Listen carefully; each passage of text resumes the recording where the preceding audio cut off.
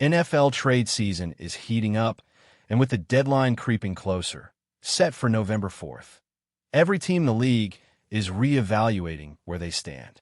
For the Chicago Bears, the upcoming days could define how aggressive this front office wants to be in shaping the rest of the season. Are they going all in for a playoff push, or are they simply looking to patch holes and build for the future? That's the question hanging over Hallis Hall. And to answer it, we're diving into 15 trade targets who fit into 3 distinct categories. The blockbuster stars that could shake up the entire locker room, the significant starters who could fill in key roles right away, and the under-the-radar role players or projects who could become valuable depth.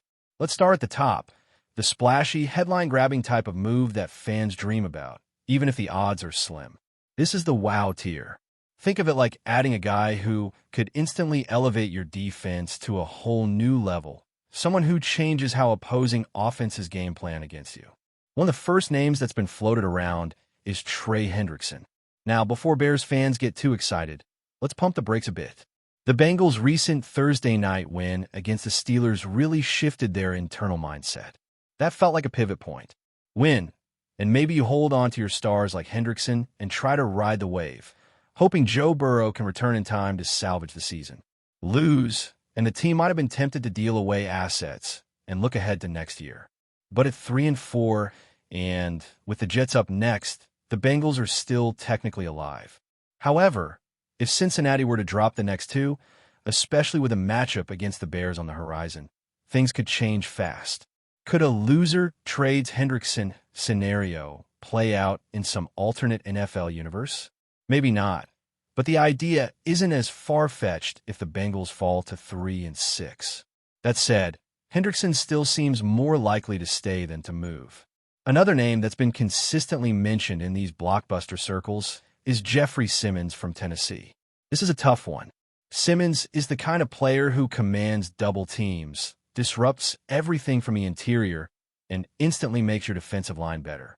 But the Titans have been clear, asterisk they do not want to move him. Asterisk following the firing of their offensive coordinator, there's a noticeable uptick in trade chatter, with Simmons' name getting thrown into the mix. But insiders have doubled down, stating that Simmons and Cam Ward are the 2 names Tennessee isn't even entertaining offers for.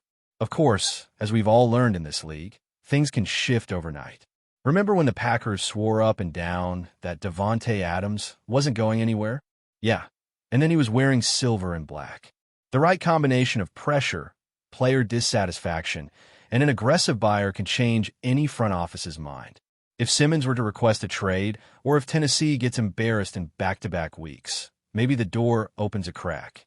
Would the Bears be the team to go big for him? It's possible, but there are hurdles.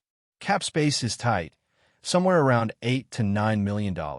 So any deal for Simmons would require moving money around, cutting other salaries, or restructuring contracts. The Bears could make it work, but it would take some real maneuvering. Max Crosby is another guy who had Bears fans buzzing after reports surfaced that teams were calling the Raiders to inquire about him. It was a juicy rumor for a minute, especially with Trey Wingo suggesting the Cowboys were one of the teams poking around. But it fizzled fast after Tom Pelissero reported that the Raiders had already met with Crosby and made it crystal clear he's not available. And it's not just a business move, it's personal. Crosby has been incredibly loyal to the Raiders organization through all the losing and dysfunction. He wants a win, and he wants to do it in Las Vegas. Now, at some point, he may have to take a hard look in the mirror and decide whether that's still realistic, but for now, he's staying put. Quinnen Williams, on the other hand, is an interesting wild card. The chatter around him has been mostly quiet, but that might be about to change. Connor Hughes, who covers the Jets and Giants, dropped a bit of info recently that should perk up some ears. Apparently, the Jets might be open to dealing Williams for the right price, maybe even a second-round pick. That's huge. Williams is a premier interior lineman, still young, and under a contract that's surprisingly reasonable for his level of talent.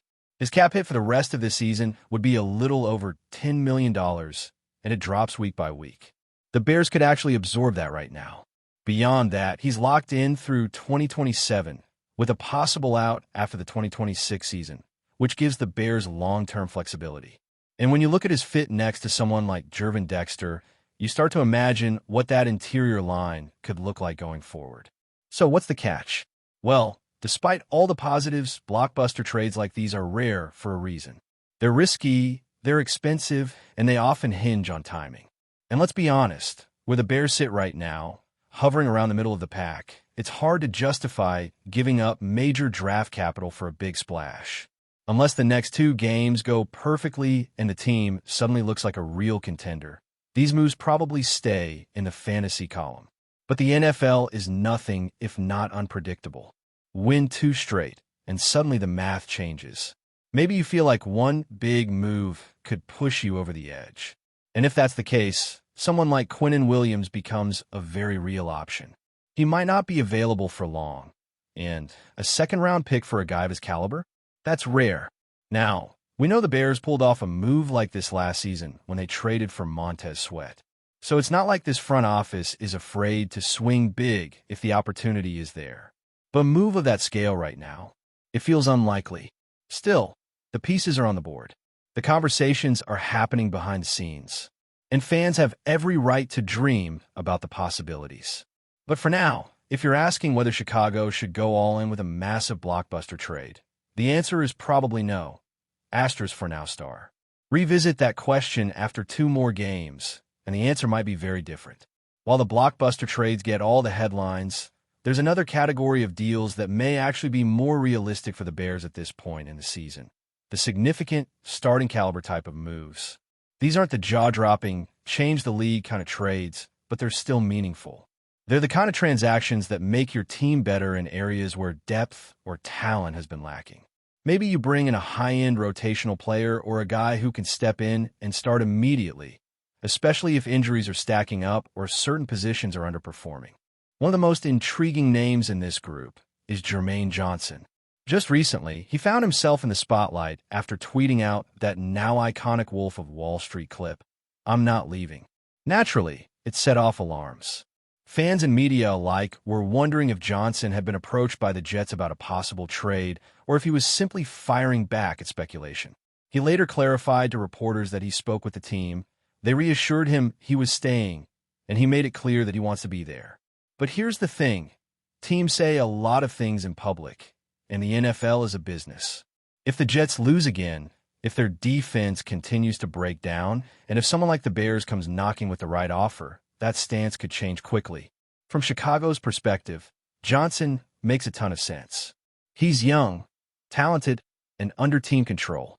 This year, his cap hit is negligible, and next year, he's only owed a little over $13 million if you pick up his 5th-year option. That gives the Bears time to evaluate him without needing to rush into a long-term extension.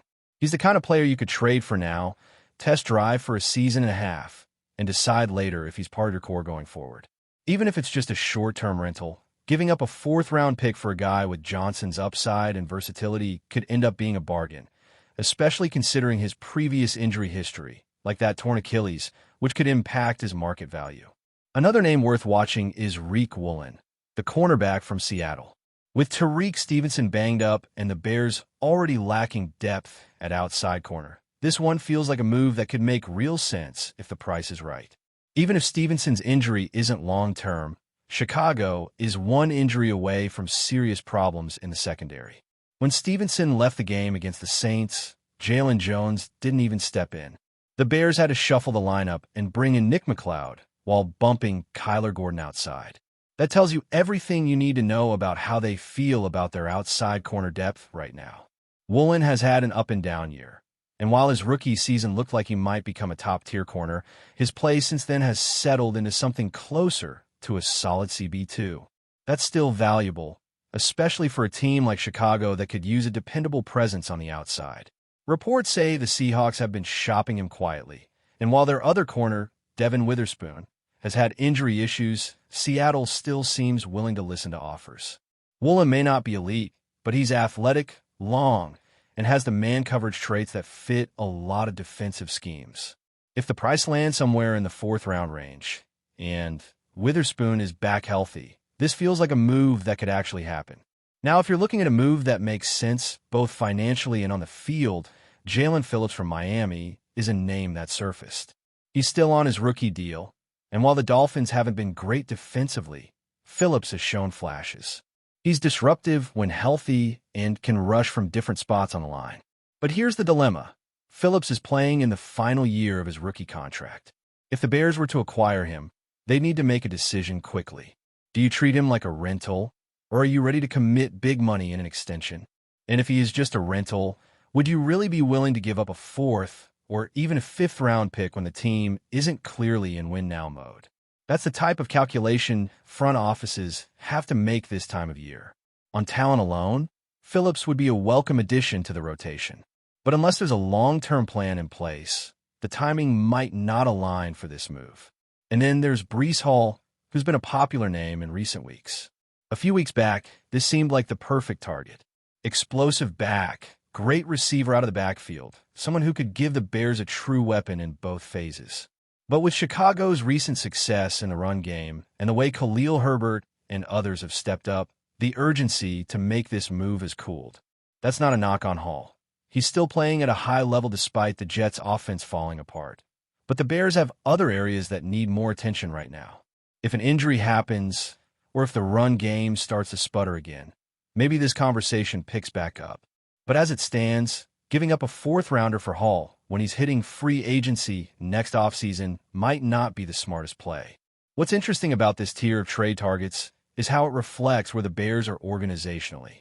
They're not a rebuilding team anymore, but they're not quite ready to throw all their chips on the table either. That middle ground is tricky. It means the front office has to be disciplined, but also opportunistic. If a young starter with upside becomes available, you jump. If it's a rental for a fringe playoff push, maybe you let it pass. That's why players like Jermaine Johnson or Riq Woolen are so compelling. They offer upside without requiring an immediate financial commitment. You're betting on potential, and you have time to figure out if it's a long-term fit. The other factor in all of this is what the Bears already have in place. Guys like Deshaun Wright have been serviceable, but not necessarily solidified starters. And with Stevenson's injury history, relying on young and proven corners as your main outside presence is risky.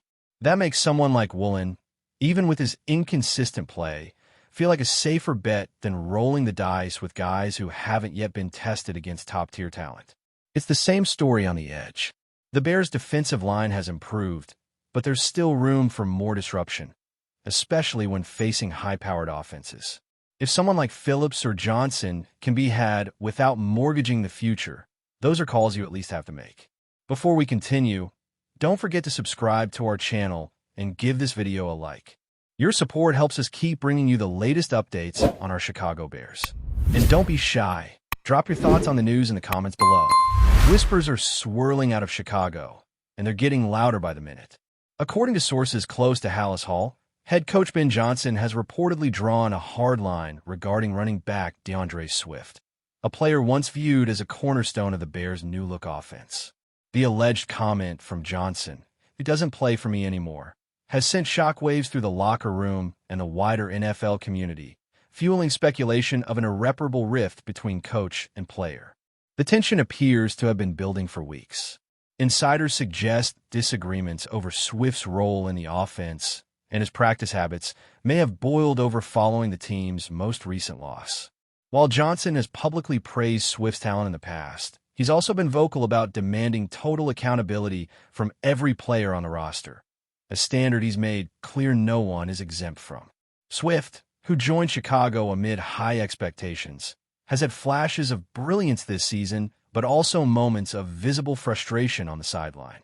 Teammates reportedly describe a cold atmosphere between the two, with communication breaking down during key moments of the game plan. Some players have even suggested that Johnson's offensive philosophy doesn't fully suit Swift's dynamic, dual-threat style, adding another layer of friction to an already delicate situation. Neither the Bears' front office nor Swift camp has issued an official statement, but the rumor mill is working overtime.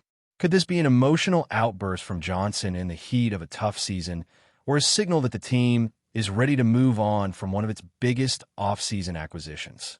League insiders are already speculating about possible trade destinations, though the deadline has long passed, meaning any move would likely have to wait until the offseason. For now, All eyes are on Chicago's next practice and press conference. If Swift doesn't take the field, the message will be clear. Something has truly broken between player and coach. Until then, Bears fans are left wondering whether this is just smoke or the first sign of a fire that could reshape the team's future. That's it for this update. If you enjoyed the video and want to stay updated with exclusive news about our Chicago Bears, be sure to subscribe to our channel and hit that like button. We can't wait to hear your thoughts in the comments. See you in the next video.